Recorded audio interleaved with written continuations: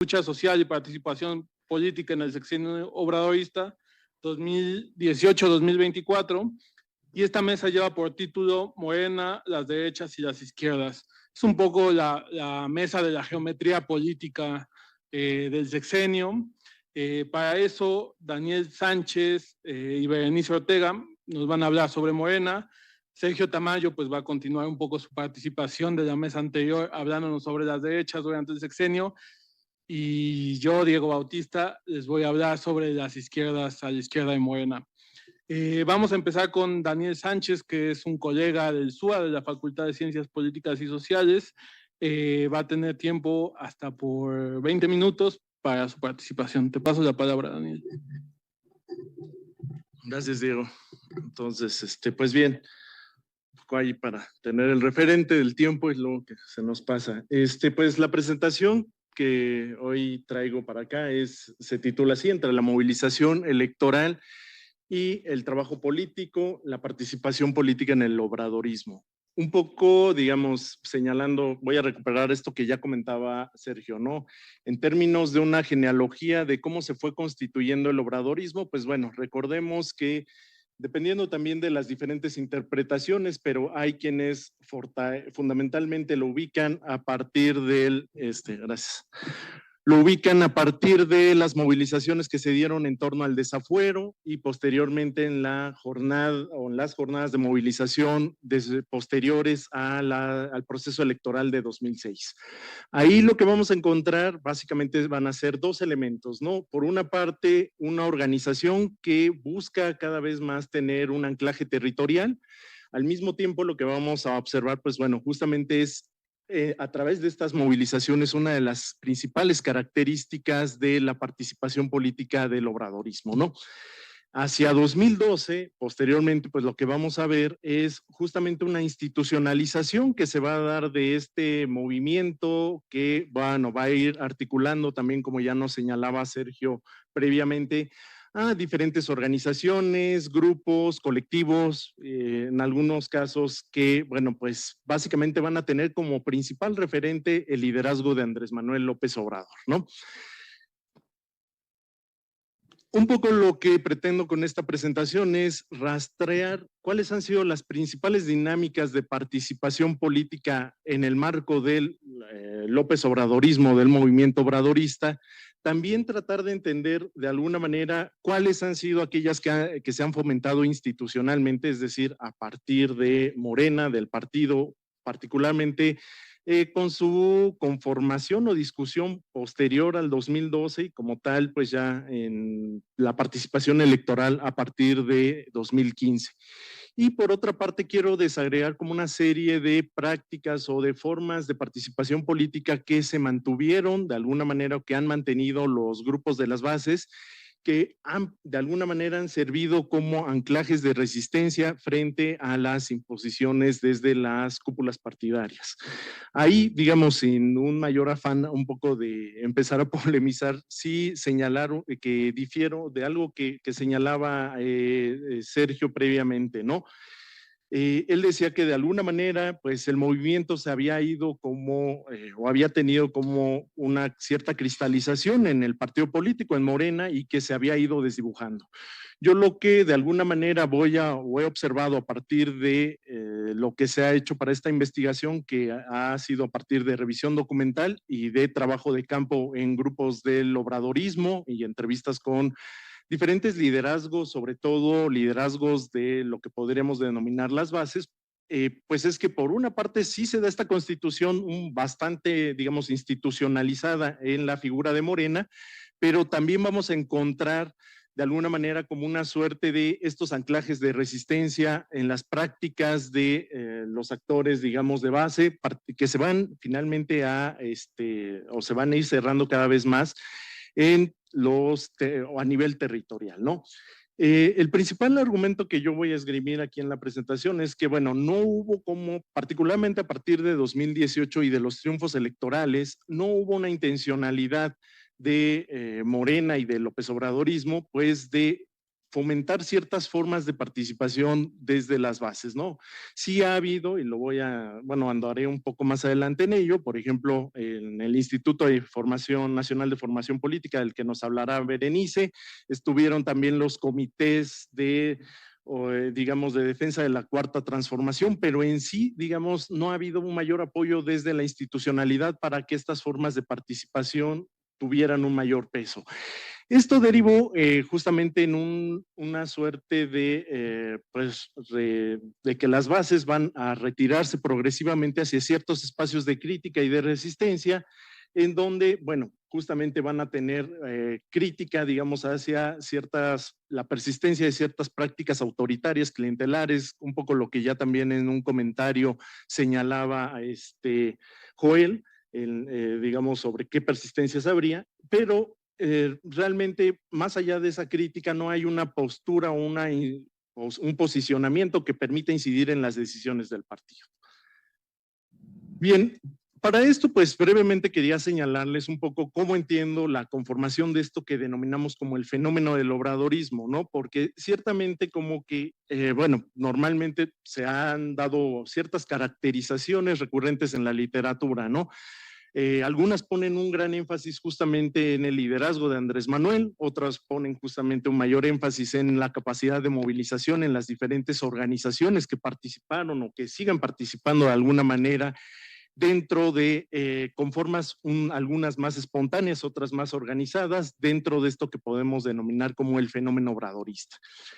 En mi entendimiento y caracterización del fenómeno, pues ciertamente hay que entender como la agregación que se va dando de estos cuatro elementos. Inicialmente, pues pensar la figura central de López Obrador, en efecto, como un liderazgo carismático que permite articular, digamos, diferentes grupos, incluso algunos bastante disímiles, ¿no? Algunos más tendientes hacia digamos, hacia la radicalidad de las izquierdas, otros más progresistas, otros con prácticas clientelares, incluso grupos que se han venido sumando posteriormente, particularmente desde el 2015.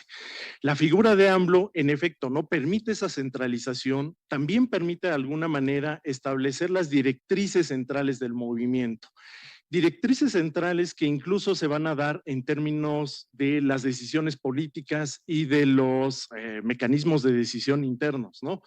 Por ejemplo, algo que en el escrito, bueno, que ya estará disponible para su consulta y en una versión un poco más acabada en el libro, uno de estos ejemplos se dio justamente en el proceso interno a través del cual llegó, digamos, de renovación de la dirigencia de Morena, que se dio más o menos entre los años 2019 y se extendió hasta 2020. Aquí, digamos, inicialmente esto fue un proceso de conflicto interno porque los estatutos del partido marcaban que debían de ser a través de la consulta a las bases, a través de la organización y los congresos distritales, que debía de darse la selección y digamos, la elección como tal del dirigente nacional. Lo que sucedió finalmente es que el propio Andrés Manuel, a partir de una suerte de declaración pública e impulsando digamos, a través del partido, es que al final esto se dirimió a través de una encuesta, ¿no? Entonces, en la cual Mario Delgado, pues fue de alguna manera quien obtuvo la mayoría. Entonces, este tipo de decisiones que se dan al interior de Morena muestran justamente cómo el propio Andrés Manuel puede establecer estos direccionamientos dentro de Morena como tal, en la parte más institucionalizada, pero también dentro del fenómeno obradorista. Andrés Manuel también permite una suerte de disciplinamiento interno, ¿no? Es decir, en diferentes hitos en los cuales se han dado ciertos elementos de conflictividad, por ejemplo, en el 2018 particularmente con la selección de la candidatura para la Ciudad de México, en donde, por ejemplo, hubo una tensión cuando se dieron a conocer los resultados en los que resultó ganadora Claudia Sheinbaum y que dejaron de lado a Ricardo Monreal. Bueno, pues en este momento también ese amago de separación que había establecido el propio Monreal, pues bueno, fue controlado por la figura de Andrés Manuel. Otro ejemplo, pues bueno, lo tenemos también recientemente a partir de digamos, estos elementos o este hito de ruptura que se dio a partir de la selección ahora de la candidatura presidencial, en donde el propio Ebrard amagó a hacer una suerte de ruptura, ¿no? Entonces, Andrés Manuel, en efecto, no permite tener esos diferentes controles dentro de la organización, establecer mecanismos de disciplinamiento. También algo que voy a señalar posteriormente es que genera ciertas estructuras de control paralelas, incluso que llegan hasta la participación política de las bases. Pero tampoco podemos pensar que la figura de Andrés Manuel anule todo tipo de participación. Es decir, justamente también parte de la intención de la presentación es señalar aquellos hitos de resistencia que se dan en el marco del obradorismo, aunque ciertamente tienen una limitación en anclajes territoriales. En el caso, bueno, pues de Morena, ya un poco lo señalado, hubo una constitución, una discusión que se dio entre la intelectualidad, digamos, de Morena, en donde si se debía de transitar de movimiento social a partido político. Ahí se manejaron diferentes figuras como la de partido movimiento, que ya también se había manejado en el caso del Partido Revolucionario, de la Revolución Democrática. Pero la idea, digamos, de esta disputa que se daba al interior de Morena era tratar de entender justamente si, bueno, qué tanto se le daba peso a la movilización o se le daba peso a la institucionalización. Bueno, al final, en términos pragmáticos, Morena se constituyó formalmente por ahí del 2012 y logró un registro en el 2014, con lo cual pudo ya participar en las elecciones de 2015 como partido político.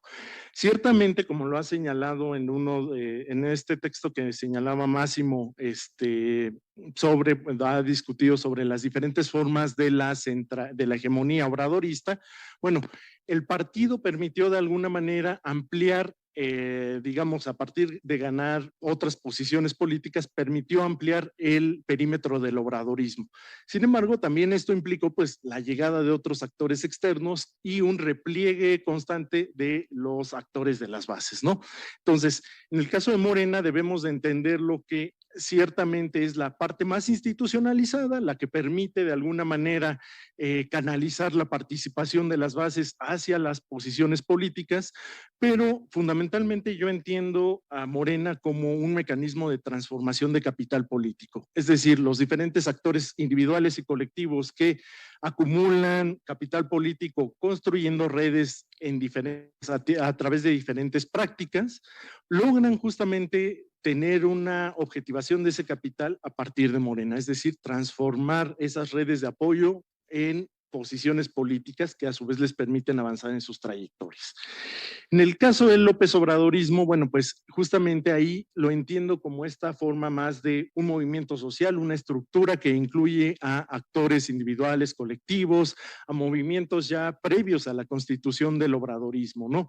Decía yo que, bueno, en el caso como tal de esta esfera del López Obradorismo, pues se constituyó como tal, o digamos de manera más autónoma, a partir del año 2006, con esta formación de comités de base, pero progresivamente ha ido sumando a otros actores, ¿no? Por ejemplo, el Barzón, que participa activamente, COSIP, que es otra de las organizaciones, también el SME, la CENTE, de alguna manera, que han, digamos, por señalar a alguno de los actores más relevantes dentro de este universo del obradorismo. Estos actores son quienes participan más activamente y tienden a generar formas de participación más organizada. En el caso de esta esfera, la última esfera que denomino como la 4T, pues ahí se incluyo como esta participación más espontánea, ¿no? Actores que sienten o que pueden sentir una cierta afinidad hacia la figura de Andrés Manuel López Obrador, que se han movilizado justamente en ciertas acciones, pero que no tienen una participación continua. Bien. En términos de esta participación, bueno, voy a desagregar entre la participación institucional y un poco más esta de carácter subalterno, por así decirlo. Vamos a ver, como ya señalaba, que en términos de la institucionalización ha habido como básicamente dos mecanismos fundamentales que se trataron de impulsar desde el partido. Los comités de protagonistas del cambio verdadero, es decir, se intentó ya desde la formación de Morena que hubiera comités en los diferentes distritos electorales, también por afinidades, digamos, o por actividades, por ejemplo, comités de estudiantes, comités de trabajadores, etcétera.